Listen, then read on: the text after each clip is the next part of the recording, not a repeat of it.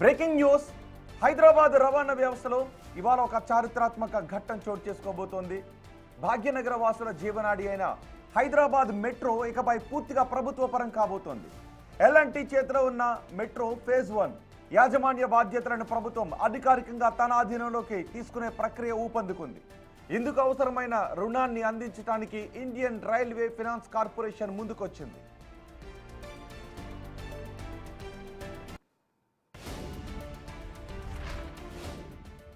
Metro phase 2 విస్తరణకు కేంద్ర అనుమతులు లభించాలి అంటే మొదటి దశ కూడా ప్రభుత్వ ఆధీనంలో ఉండటం అవసరమని కేంద్రం సూచించింది. వేర్వేరు యాజమాన్యాల వల్ల తలెత్తే నిర్వహణ, రెవెన్యూ ఇబ్బందులను తొలగించడానికి ఈ నిర్ణయాన్ని తీసుకున్నారు.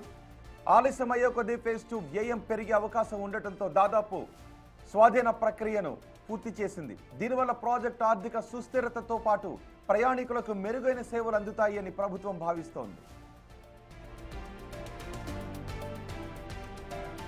మెట్రో ప్రభుత్వ రంగ సంస్థగా మారడం వల్ల విదేశీ ఆర్థిక సంస్థల నుంచి తక్కువ వడ్డీకే రుణాలు పొందే అవకాశం కలుగుతుంది. దీనివల్ల రెండో దశ విస్తరణకు కేంద్ర నిధుల జాప్యం తొలగిపోవడమే కాకుండా మెట్రో ఆస్తుల ద్వారా ప్రభుత్వ ఆదాయం పెరిగే అవకాశం కూడా ఉంటుంది.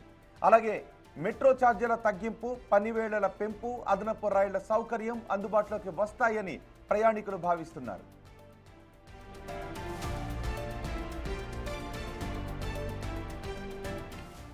ఇవాళతో మెట్రో స్వాధీన ప్రక్రియను పూర్తి చేయాలి అని ప్రభుత్వం నిర్ణయించింది. దానికి తగ్గట్టుగానే కీలక డాక్యుమెంటేషన్ ఇవాళ పూర్తి కానున్నట్టుగా తెలుస్తోంది.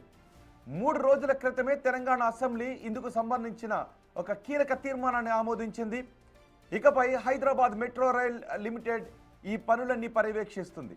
ప్రస్తుతానికి ప్రయాణికులకు ఎటువంటి ఇబ్బంది లేదు అని, రైలు సర్వీసులు యథావిధిగానే నడుస్తాయి అని అధికారులు స్పష్టం చేశారు.